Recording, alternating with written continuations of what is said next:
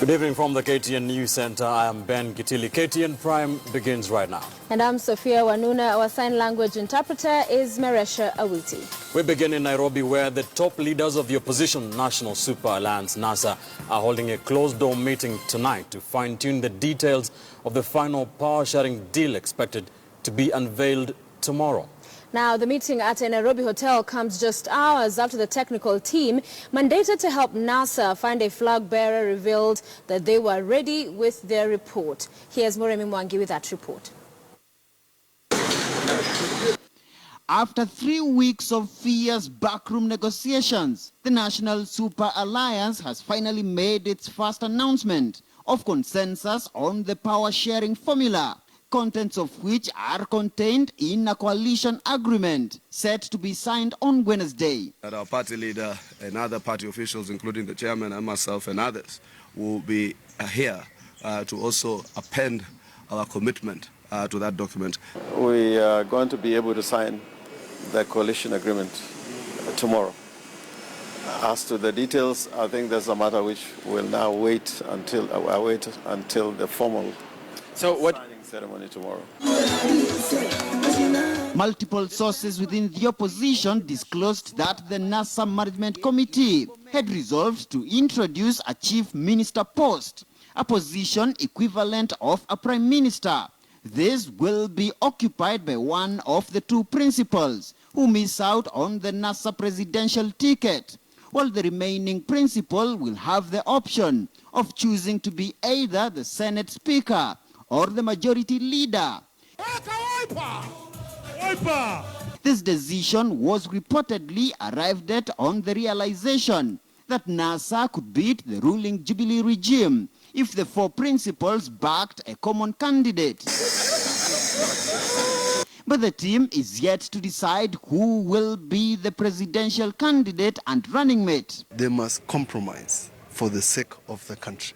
The country is bigger than their personal ambitions. The country is bigger than their tribal leanings. The agreement, in my understanding, binds all of us to that process of nominating the presidential candidate.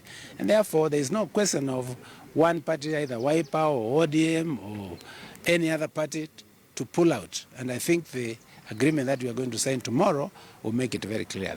An internal suggestion to have the Nairobi governorship handed to one of the four NASA principals who missed out on the presidency was reportedly ruled out over fears of possible fallout within the coalition.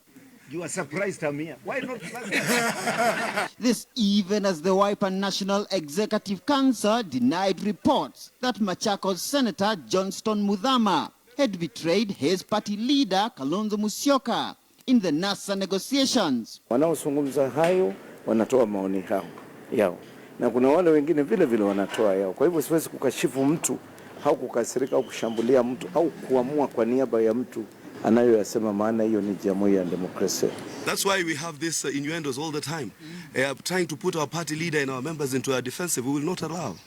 Every other time you want us to justify that we are in NASA to stay, Muthama is with us, Musila is with us. That's unacceptable. While the signing of the coalition agreement will be a sigh of relief to millions of NASA supporters, the ultimate decision on the presidential flag bearer will arguably be the final acid test of the opposition unity under the formidable NASA outfit. Moremi Mwangi, KTN News in Nairobi. And our big Q tonight, whom do you think NASA will pick as their flag bearer and why? As the four principals prepare to append their signatures on the all-important documents, the big question on the Kenyan minds is who will be the flag bearer? What is your prediction? Text us at 22155, tweet us at Ben_Kitili, at Sophia Wanuna, at KTN News and at KTN Kenya. We shall be sampling your texts as well as tweets. The hashtag is KTN Prime. All right, keep your thoughts coming. We'll sample them throughout the bulletin. Now, perceived Jubilee stronghold areas returned a better performance in the just concluded mass voter registration, with Central and Rift Valley registering above 70% of the IEBC targets. Now, NASA strongholds of Western and performed very poorly, or rather mostly poorly, at 41% of targets, followed by Nyanza at 53%. Here's KTN News' Chris Tairu with that report. According to the Independent Electoral and Boundaries Commission, by the close of business on Sunday 5 p.m., they had managed to register 3,782,000 new voters across the country. This represents 62% of our upper limit target of 6 million and 95% of the lower limit we had set for ourselves of 4 million. Out of the 47 counties, Nairobi County recorded the highest number of new applicants, having registered 461,346 new voters, followed by Kiambu County with 225,995 voters. Then Nakuru comes in third with 175,756 voters. Then Meru, Mombasa, Kilifi, Machakos, Kakamega with 114,126 new voters, with Uasin Gishu County sealing the best 10 counties with 100,346 new voters. 3.2 million new voters will be added to the voters' roll. But this will be the case after we have cleaned the register and verified the process. Going by the former province's Western region stands as the region which performed dismally compared with the projections of the IEBC, with 300,711 new registered voters, which translates to 40.93%. Nyanza had 449,740 new registered voters. Nairobi County had 461,346 new voters, and Coast had 404,828 new voters, which translates to 57%. On the flip side, Northeastern region recorded the highest number of new voters at 98.94% of what the IEBC expected of registering, followed by Central region with 74%, then Rift Valley region with 73%, the Eastern region with 62%. We have observed that there are places in Kenya where transfers were more than the new registrations. Once the data is processed, we shall know the trends and what they mean towards election preparedness. The ABC is also expected to start the process of registering prisoners from 181 prisons in the country Wednesday morning. Out of the 49,867 Kenyans in prisons, only 8,198 have identity cards and are eligible to be registered. Those to be registered will be adult citizens who represent themselves with the national ID, must be of sound mind, and must not have been convicted of an election offense in the preceding 5 years to the elections.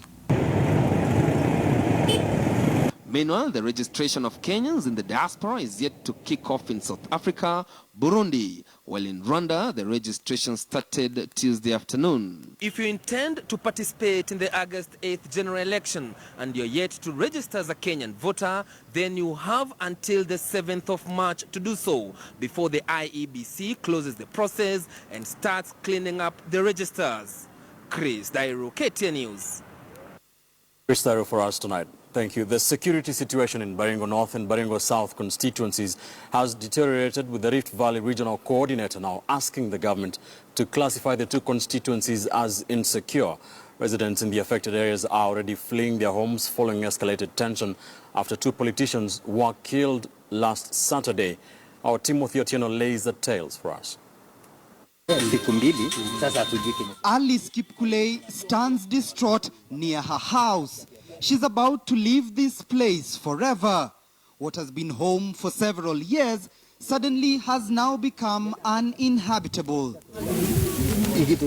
Kipkulei is just one among many who have recently been displaced in the ongoing community clashes, pitting the Pokot against the Turgen in a cattle-rustling battle for supremacy.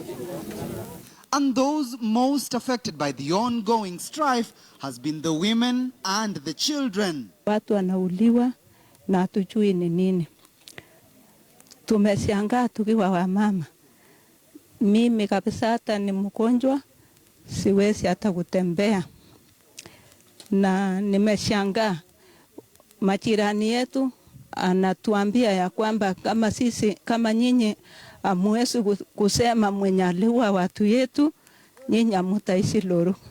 The tension in the region has been ignited by a 2-day ultimatum issued by leaders from the Pokot community on Sunday, demanding the county administration to apprehend the killers who shot dead 2 politicians from the community on Saturday.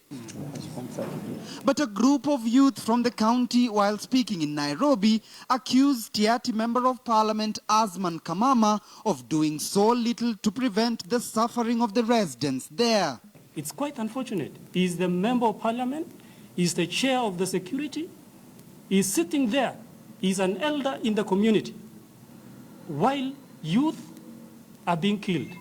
Cattle rustling has evolved into a multi-million business enterprise protected by a closely guarded network of security personnel and politicians. Whether we will go the Mount Elgon direction or not, the fact of the matter is we will sanitize the place. We will restore order. And that order is meant to deal with criminals. On the ground, the situation is becoming more serious than the local authorities might be willing to admit. Residents from Arabal, Chemorongyon, Loruk, Nyimbei and 5 other areas are fleeing on foot and by boat, seeking shelter at Marigat Town and Kokwa Island in Lake Baringo. Kama serikali nasikika, kama hii kitu sio zinaongea, anasikika, hata rais sikia. Okoa sisi leo Loruk kabisa. Okoa Chemoe, okoa Ngartugo, okoa Yatia. Okoa NGMC, okoa Arabal. Kama serikali sinasikia serikali iko na mkono mrefu. Wewe panya leo hiyo mkono yako mrefu atosiege na sisi. We need security in North Rift region. Marakwet are crying. Baringo North are crying. Baringo South we are crying. And this is like the government are doing a merry-go-round in terms of security. The security situation, which had begun as isolated cases of cattle rustling, is now turning deadly, with an unknown number of locals feared dead in the past 2 days. The death of a Baringo member of County Assembly and a Jubilee parliamentary hopeful on Saturday at a bar in Marigat Town under unclear circumstances is believed to have sparked the latest tension. The killers of the 2 still remain unknown. But for Alice and many residents of this area, the search for a new home begins amid clashes that to her and many here make no sense at all. Timothy Otieno, KTN News. Timothy Otieno for us, thank you. Let's go back to our top stories tonight. And the top leaders of the opposition National Super Alliance are holding a closed-door meeting tonight to fine-tune the details of the final power-sharing deal expected to be unveiled tomorrow. KTN News senior political reporter Duncan Haimba is at the Serena Hotel here in Nairobi. Duncan, we understand that the only thing remaining is now for the 4 principals to append their signature on their signatures on the document. What is expected of them tonight? Yes, Ben, as you've said, right behind me, of course, is the Serena Hotel, and I've had the opportunity to pass in one of the rooms just to and manage to peep through to see exactly what is happening. And in terms of the seating arrangement, the 4 principals are seated. If you could take my right, they have seated on the table there, and then the 12-man member team, the technical committee that has come up with some points of agreement, is all right before them, and they are taking the principles close by close through all the points of agreement that they will be going through tonight and perhaps sleep over it, and then tomorrow, that is when we expect that they will be appending their signatures on what has been agreed so far. A source that is close to the inside source actually has managed to disclose to us that some of the issues that have been agreed upon, there are 6 points of agreement, or 6 points that they've been agreed so far, and that is what the principals are actually that is what they are going through. There are 6 points of agreement that the principals have actually been, rather the technical committees have struck a consensus, of course with the blessing of their principals, and among them is that they will be deciding to go for, they will be naming their presidential candidate in March. And that is one of the agreements. Then apart from that, they've also agreed that they have to come up with a strategy on how exactly they will be addressing the issue of public debt management. So those are some of the clauses that they are going through. And of course, when that time comes tomorrow, those are the issues that they will be taking through. Of course, when you look at exactly what the issues that they've agreed, there is that aspect of economic debt management, and then there is the function that will be held at the Boma, the function that will be held in Lavington, and then if I'll take you through, of course, the details that are coming in slowly by slowly, the economic recovery strategy is one point of agreement that they've been able to agree upon. The second one is public debt management framework. The third one is framework of information of the framework on formation of government. Then the fourth one, the joint nomination in select counties. Of course, there are counties that are both parties or all the 4 major parties have an interest. So they will also agree on the joint nomination in select counties. Number 5 is the sharing of parliamentary positions. Of course, this could be as well a pointer as to which party will be fielding which candidates, or which party will be given the green light to field candidates, parliamentary candidates in which counties or which constituencies. Then the 6th one, that is the presidential candidate to be unveiled in March. Those are the 6 points of agreement. Just again to take you through, point number 1 that they've agreed upon, economic recovery strategy. Point number 2 that they've agreed upon, public debt management framework. Point number 3, framework on formation of government. Point number 4, joint nomination in select counties. Point number 5, sharing of parliamentary positions. Point number 6, the presidential candidate to be unveiled in March. Those are the 6 points that the technical committees have actually unanimously agreed, and that is what they are taking their principles through. So that those are the 6 points that they've agreed. Therefore, tomorrow from 8 in the morning, they will be convening at the Okoa Kenya Secretariat in Lavington for the joint signing of the 6-point agenda of the 6 points. Very clear pointers there, as you tell us. Agreed so far. And then from there, they'll be moving to the Jivanji Gardens for another public rally that will be done there. Of course, that will be a public declaration or a public pronouncement synonymous to what they did at the Bomas of Kenya in January, when they converged before they agreed to go separate ways on the final phase of mass voter registration, which came to an end on Sunday. Ben Kitili, for now, that is what we have. I think we'll be keeping tabs just to see whether we'll be lucky to get or hear 2 or 3 things from the principals once they emerge. Thank you, Duncan. Duncan Hamber there, live for us from the Serena Hotel, where we shall be going back to get more details, whether or not there's some kind of ultimatum, if you wish, for the 4 principals to come to an agreement on the document tonight. Sophia. All right, let's remind you of our big question tonight. We're asking you, whom do you think NASA will pick as a flag bearer and why?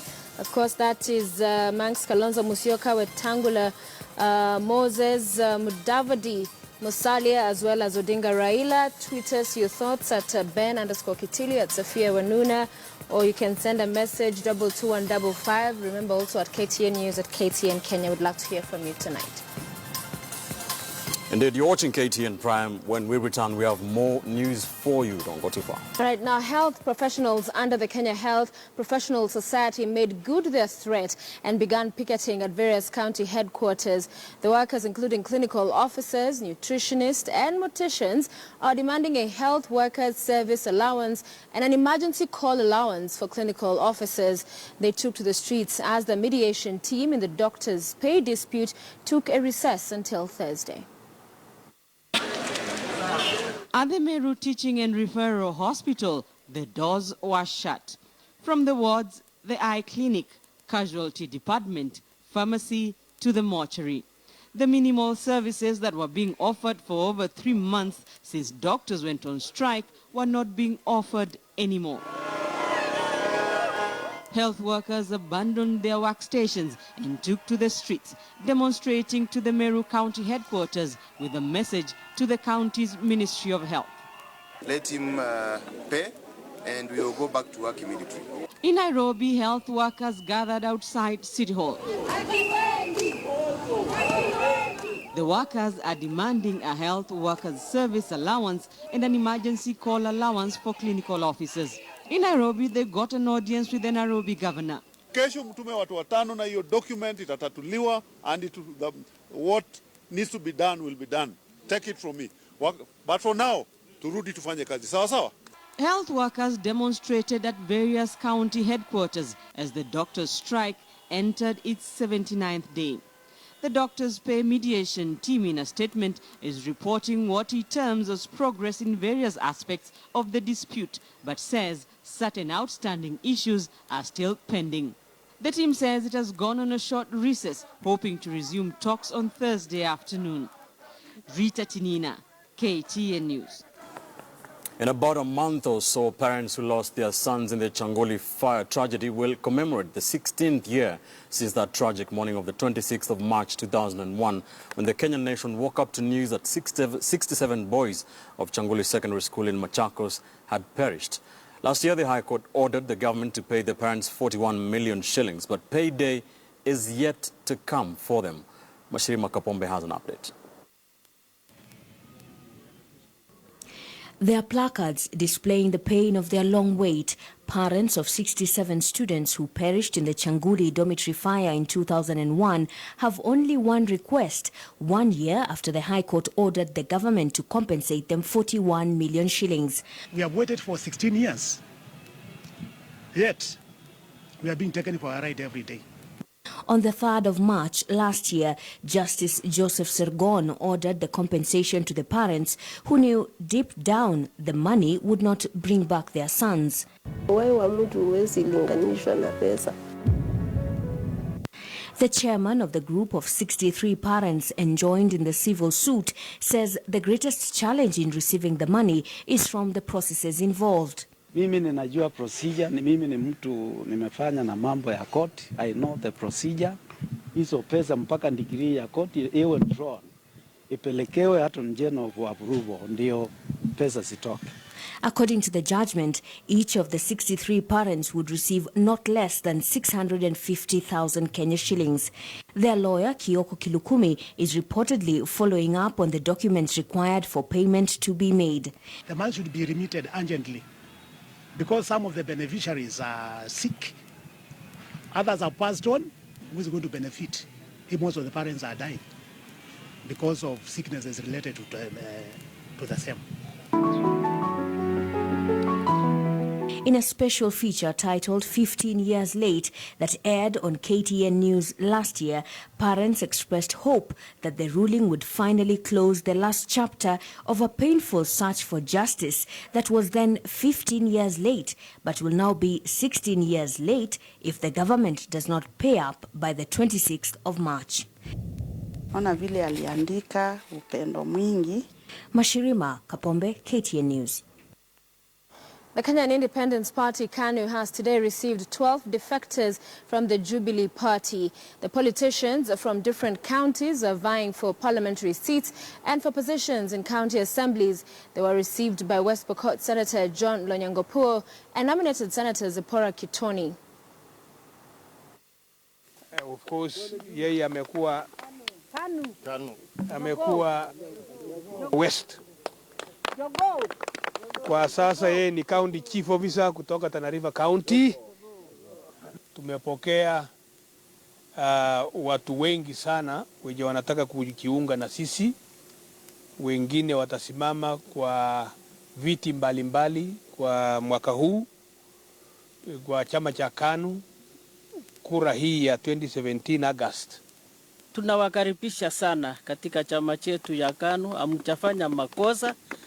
Nafikiri yule alikuwa amesema mbeleni KANU ilikufa, tunamwambia pole, sababu nafikiri Kenya itashangaa mwaka huu. It has been really overwhelming, the number of aspirants that have come to the party headquarters to register. I think by next week we will be tabling, and this will be a shocking wave for Kenya.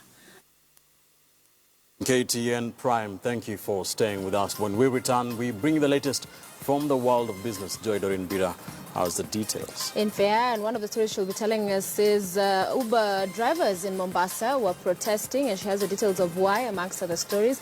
Please stay with KTN News. Thank you for keeping it KTN News. I'm Joy Doreen Bira.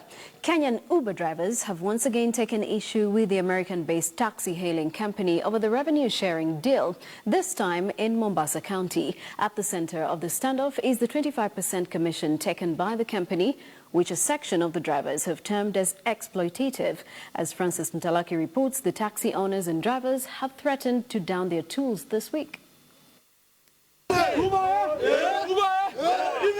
These over 300 protesters in Mombasa voicing their anguish. Their common factor is they are Uber taxi owners and drivers asking their management to review the rates charged to clients, saying it has become difficult to maintain their vehicles while servicing bank loans with the current returns. You take your car, you ride somebody on 3 kilometers for 100 shillings. You are paying the driver, the car has the fuel and all those things. The drivers threatened to down their tools beginning Thursday if the management in Nairobi does not respond to their grievances. We need a base fare of not less than 300 shillings. We want them to also to increase the minimum fare for the kilometers. It should be 60 shillings per kilometer. Uber currently charges 35 shillings per kilometer, largely unsustainable given the rising cost of living in the country today. These people is as if they don't know what we are doing. It's as if they can manipulate us with the way they want. They can decide what they want, because I don't even understand this name partner that they are giving us. The firm used to charge a base fare rate of 350 shillings before it was later dropped to 200 shillings. But Uber maintains with this price cut, drivers have been able to make more trips and subsequently boost their earnings. Francis Mtalaki, KTN News, Mombasa. And profit, loss, dividends are all basic business terms expected to be understood by anyone owning a business, if not all. Surprisingly, not many Kenyans understand these so-called simple terms. KTN's Ashley Mazuri went about parts of Nairobi to gauge financial literacy levels. And take a look at this. Moja Inako is known to house so many small-scale businesses. But how many of these traders know the different terms used in the business sector? I sought to find out. Nimefanya kazi hapa Umo na wala sijawahi enda mahali pengine. Ni hapa tu moja na ni hapa tu. Unaweza tuambia faida ni nini? Faida? Si ndio umesema hiyo faida? Ni nini? Profit. Si ndio? Profit is the amount you get from the above the normal rate you had from on your business. Okay, and what about loss? Loss is the negative you get from your business. Okay, do you know what dividends are? I don't understand what dividends are. Profit naielewa kidogo lakini sio vile. Naelewa juu nafanya biashara. Dividends naelewa vizuri.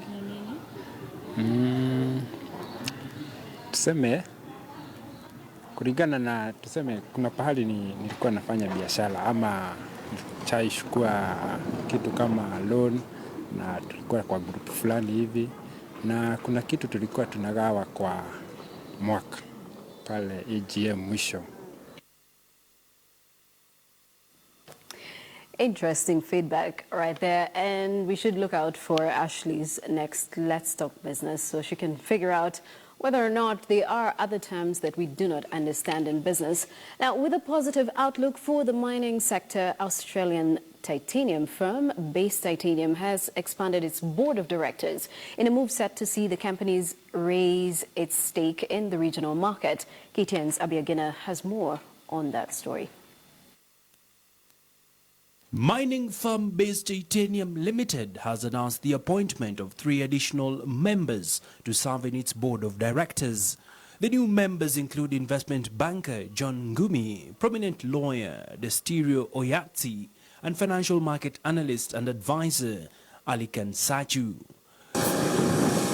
The move to rope in the 3 is anchored on the push to diversify its board and bring in locals to give the board a deeper strategic oversight with input from a mix of professionals. They will be joining existing chairman Professor Joseph Maitha and Base Resources Executive Director Tim Katzens and Colin Bai on the expanded board. Base Titanium runs one of the largest mining operations in East Africa and has been enjoying good returns in its products, which include ilmenite, rutile and zircon. The new board members will work to enhance Base's relations with the government of Kenya and will play a strong role in promoting the Kenyan mining sector, both domestically and internationally.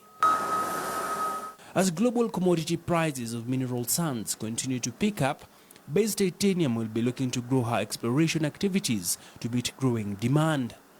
Base has recently embarked on a near-mine exploration program that seeks to extend the life of the Kwale mine and continue its significant contribution to the Kenyan and local economy. Abiagina, KTN Business. And 400 bags of allegedly stolen coffee were on Monday seized in Juja, Kiambu County. Leading the investigative operation, Kiambu County Police Commander Adiel Nyange said they received lead information from residents in the area, leading to the arrest of 4 suspects. The 20 tons of grade A and B coffee are believed to have been stolen at a warehouse or from a coffee factory.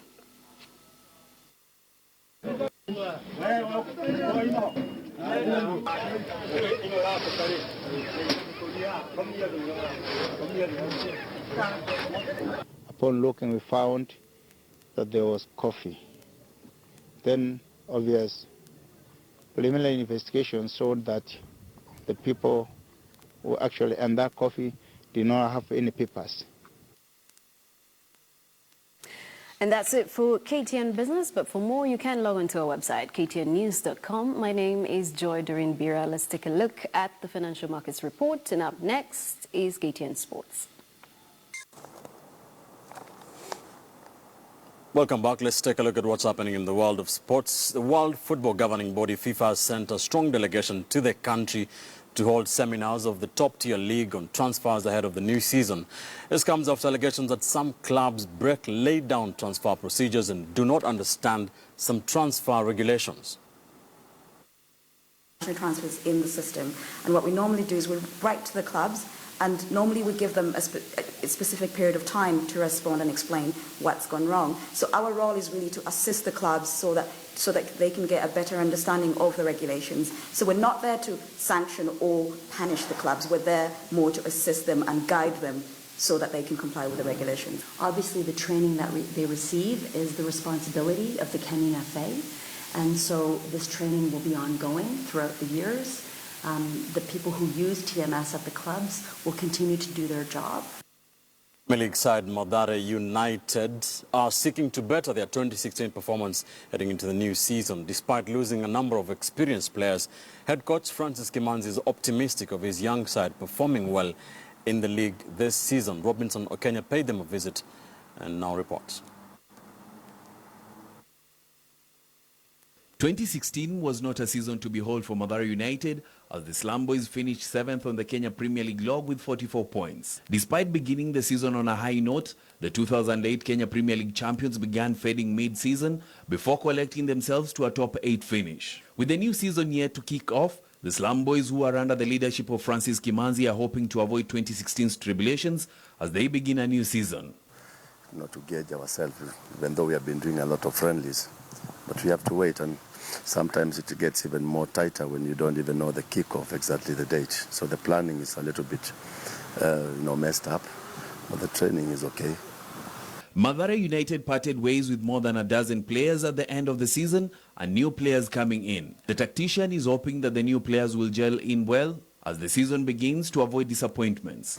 You cannot survive with 24 players or 25 players. You only need to have some youngsters on standby. So it is not that the team wants a big number, but the situation is forcing a lot of teams to be, in a balance. 2015 Midfielder of the Year Eric Jonah is among the players that joined the Exodus. Kimanzi is hoping to nurture a new player that will take the mantle in the new season. So you have to look for another player who can also have another 2 to 3 years to be better or to be very influential in the team. Top 8 was the target for Mathare United last season. But what has the tactician said for this season? Everybody targets a better position. The better position is anything between, first position and any other position that you cannot be relegated. We want to have a small target that every 3 games we have to get something out of it. So at every 3 games we have to get something out of it. And again, we have young players that you don't need to give them. You have to set some smaller, tangible goals that you can unrealistic that you can really achieve. Yeah? With the date for the league yet to be determined, Kimanzi is hoping for a quicker result so that his boys can get back into action. Robinson Okenye, KTN Sports. In more football, the winner of this year's Standard Chartered Trophy Kenya tournament will travel to Tanzania to take part in the East African Regional Final to fight for qualification to the international round in Liverpool.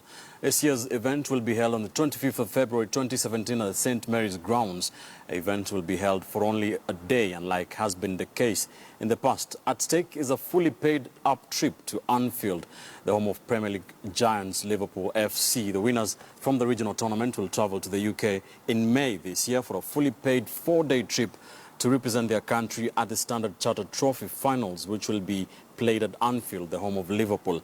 In addition, the winning team will attend an English Premier League match at Anfield and will benefit from a professional training session with Liverpool FC legends and coaches to help it prepare for the final tournament. It's going to be on Saturday, and I think it's going to be very, very competitive. So urge everyone to come and watch the tournament, which will be brilliant. It's in my head. Oh. Right, so before we wrap up, Sophia, let's take a look at our big question discussion tonight. We were focusing on the National Super Alliance, and we did ask for your prediction. Who do you think NASA will pick as flag bearer and why? Here's what some of you have had to say. One here, Stephen Gatay, says Raila is the strongest among them. At least if they pick him, they won't lose with a big margin. Baba Abbas says whoever they shall pick, all we want is Jubilee to go home. Wycliffe Machora says, reality be told, it's only Raila who is a threat to Jubilee. That's Wycliffe Machora on Twitter. Stephen Gatay, Raila is the strongest among them. At least if they pick him, they won't lose with a big margin. And Peter Ibutu says, Baba is the best to counter Jubilee because he has more followers than the others. Yeah, very many of Baba supporters on the TL. Supporting Raila and saying there's no other way. There's Kapchanga Kenya saying Jubilee and NASA in statistical deadlock. Way out, Mudavadi will eat out rift. Joseph Gina says any flag bearer of NASA, even if not Raila Odinga, Raila is Jubilee's man to watch though. Okay, then there's Peter Ibutu. Baba is the best to counter Jubilee because he has more followers than others. Yes, and finally, Kapchanga Kenya says a Kalonzo pick would cause voter apathy in Western and split votes. Although Mambua Matthew disagrees and says Musyoka would be formidable, but I doubt Raila can accept. All right, we'll wait to see that. Of course, we'll be covering that for you, giving you the latest and the analysis. Duncan Hayamba is at Serena to just find out what happens there as the 4 principals meet over the fine details of that document that will be signed tomorrow. That's where we leave it on KTN Prime tonight. For all of us here, I'm Ben Kitili. Thanks for watching. I'm Sophia Wanuna. Have a blessed night.